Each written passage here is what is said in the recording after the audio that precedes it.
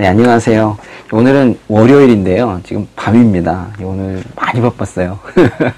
근데, 우리 지난주 토요일과 어제 주일에 그 말씀 묵상 본문을 제가 그냥 넘어가기가 마음이 허락이 안 되네요. 그래서 그거를 좀 나누고 오늘 말씀 묵상한 것은 내일 말씀과 함께 같이 볼까 합니다. 네.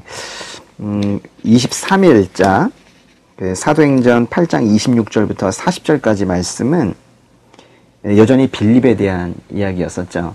우리 그 마지막으로 올려드린 말씀 묵상 그 동영상에 보시면 지도를 가지고 그 빌립이 이동했던 경로를 보여드린 게 있었는데, 그 남쪽으로 내려가다가, 사실 내려갔다기보다는 성령께서 그쪽으로 가라고 하셨는데요. 이렇게 가다가 에티오피아 내시를 만납니다.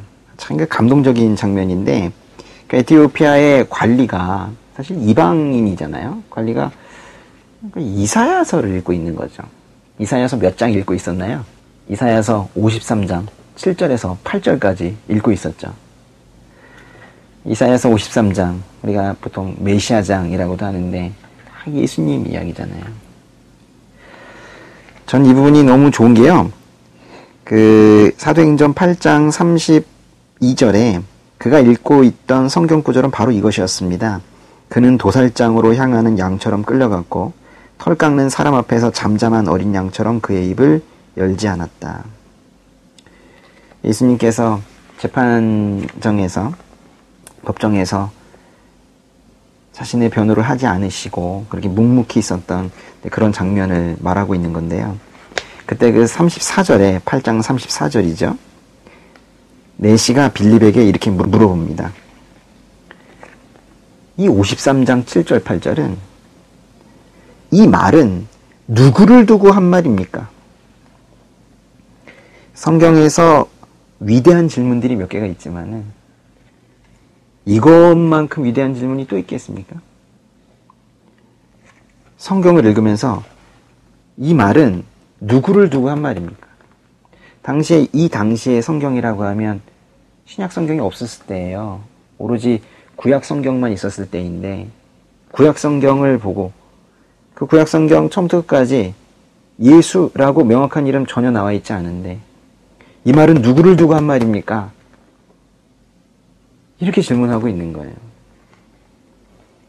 그러자 빌립이 그의 입을 열어 바로 어떻게 했대요? 그 성경 구절로부터, 그 이사야서 말씀으로부터 시작해서 예수에 대한 복음을 전해 주었습니다. 또 이 표현이 감동이 되죠. 그냥 복음이 아니라 예수에 대한 복음이래요. 이사야서 53장 7절 8절이 누구에 대한 말입니까? 라고 했더니 그 7절 8절부터 시작해서 예수에 대한 복음을 전했던 그 빌립, 이게 바로 우리가 해야 될 일인 겁니다. 아주 그 가슴이 찌릿찌릿해지는 그런 장면들을 보셨고요. 참 재밌죠. 그리고 어제 말씀, 주일 말씀 보시면요, 이 우리말 성경 버전은 9장 1절을 한편 이렇게 시작하고 있어요. 이야기가 바뀐다는 겁니다. 빌립 이야기가 아니라 이제는 사울 이야기다. 사울이 처음 나온 건 아닙니다. 스데반의 죽음에 가장 큰 역할을 했던 그런 나쁜 사울이었었는데요. 9장 1절과 2절에 보면요, 사울이 그 예수님 믿는 자들, 크리스천들을 핍박하는 장면들이 나옵니다. 한번 읽어볼게요. 한편 사울은 여전히 주의 제자들을 위협하며 그들을 죽일 기세로, 그 개역개정에서는 살기가 등등하다 그랬는데요. 죽일 기세로 대제사장에게 나아가 2절, 다메섹의 여러 회당들을 써보낼 공문을 요청했습니다. 거기서 그 도를 따르는 사람을 만나기만 하면 남자와 여자를 가리지 않고 잡아다가 예루살렘으로 끌고 오기 위해서였습니다. 이 다메섹은요, 그 예루살렘에서 한 걸어서 6일 정도 거리라는 거예요. 200km가 넘는데, 그 예루살렘에서 위쪽으로 가는 크리스천들을 잡으러 공문을 받아가지고 다메섹으로 쫓아갑니다. 다마스커스, 지금 이제 그 예루살렘이 있고 저 위에 갈릴리 지방이 있고 거기 더 위에 지금이 시리아 지방인데요. 시리아의 다마스커스 거기까지 지금 쫓아가면서 지금 핍박을 하는 거예요. 그런데 감동이 되는 것은 3절에 사울이 길을 떠나 다메섹 가까이 도착했을 때 갑자기 하늘에서 빛이 비춰 그를 둘러섰습니다.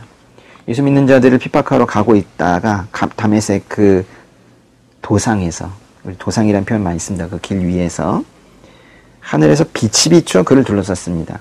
이게 밤에 가지는 않았을 텐데요. 낮에 가는데 하늘에서 빛이 비쳤다는 것은 그 빛이 낮에 보일 정도면 태양빛을 능가하는 아주 밝은 빛이 그렇게 비춰졌다는 거예요. 부활하신 예수님께서 그렇게 빛으로 바울에게 나타나신 겁니다. 그래서 바울에게는 그 예수님을 처음 만난 것이 빛으로 만나셨기 때문에 예수님은 빛이다 라는 것이 너무나도 자연스럽게 이 마음에 다가와 있을 거예요. 그런데요, 이때 혼자 간 거 아니거든요. 옆에 사람들이 있었는데 그 사람들도 빛을 봤나요? 못 봤나요? 만약 그 사람들이 빛을 보지 못했다면은, 바울만 만약에 봤다면은 이거는 꾸며낸 말일 수도 있잖아요. 객관적인 역사적인 사실이 아닐 수 있잖아요. 근데 봤을까요? 못 봤을까요? 봤을까요? 못 봤을까요? 네, 사도행전 22장 9절로 가면요, 사도행전 22장 9절에 그 바울이 그 백성들에게 그 말하는 장면이 나오거든요. 사도행전 22장 9절이 이렇습니다. 바로 전절에 나는 내가 핍박한 나사렛 예수다. 그 다음 절 보시면 나와 함께 있는 사람들은 빛은 보았지만 내게 말씀하시는 분의 음성은 알아듣지 못했습니다. 물론 그들이 봤다는 빛도 바울이 느끼는 그런 어떤 인격체적인 그런 빛은 그들은 그렇게 못 느낄 수 있어요. 뭔가 밝은 게 왔다 이렇게 생각할 수 있는데, 이 바울은 그 빛을 명확하게 보았고 인격체로 보았고 음성을 들은 거예요. 아주 객관적인 사실을 지금 말하고 있는 겁니다. 근데 왜 4절에 보시면 다시 돌아올게요. 9장 4절 보시면은 그래서 사울이 땅에 쓰러졌습니다. 지금 바울이라 부르지 않고 있는데요. 사울이 땅에 쓰러졌습니다. 살아계신, 즉 부활하신 예수님을 빛으로 경험한 것도, 이것도 감동인데 더 감동은 4절이에요. 사울이 땅에 쓰러졌습니다. 그때 그는 뭐뭐뭐 하는 음성을 들었습니다. 거기 보세요. 무슨 음성 들었습니까? 9장 4절, 사울아 사울아 내가 왜 나를 핍박하느냐. 감동이 안 되십니까? 예. 지금 누구를 핍박한대요? 나를 핍박한다. 예수님께서 나를 핍박한다. 사울은 아마 깜짝 놀랐을 거예요. 사울은 예수님을 핍박한 적은 없거든요. 사울은 누굴 핍박했어요? 1절로 다시 가보세요. 주의 제자들을 핍박했고, 2절에 그 도를 따르는 사람을 핍박했어요. 그 사람들 핍박했지 예수님을 핍박하진 않았잖아요. 근데 예수님께서 뭐라고 하세요? 너 왜 나의 제자들과 나의 도를 따르는 사람들을 핍박하냐? 이러지 않으시고 왜 나를 핍박하냐? 그러시잖아요. 예수님께서 우리를 그렇게 보세요. 예, 이 한 명 한 명의 성도들을, 또 그 예수의 영을 품고 사는 사람들을, 제자도를 따르고 있는 사람들을, 이 교회를 나라고 말씀하세요. 먹먹해집니다. 이런 말씀 보면요. 5절에 사울이 주여 누구십니까? 라고 묻자 나는 내가 핍박하는 예수다. 이렇게 대답을 하셨어요. 이게 언제쯤이냐면요. 기원 후 한 33년에서 34년 정도 그때 되는 거예요. 그러니까 예수님께서 죽으시고 곧 직후입니다. 직후. 죽으시고 부활하신 딱 그때입니다. 지금 여기 말씀에요. 부활이란 단어가 안 나와요. 그런데 사실 이 사도행전 9장 1절부터 9절 주일에 이 본문에 가장 중요한 단어는 부활입니다. 행간에 있는 가장 중요한 단어를 발견하는 거예요. 그게 바로 부활이죠. 사울이 주여 누구십니까? 라고 묻자 나는 내가 핍박하는 예수다. 만난 겁니다.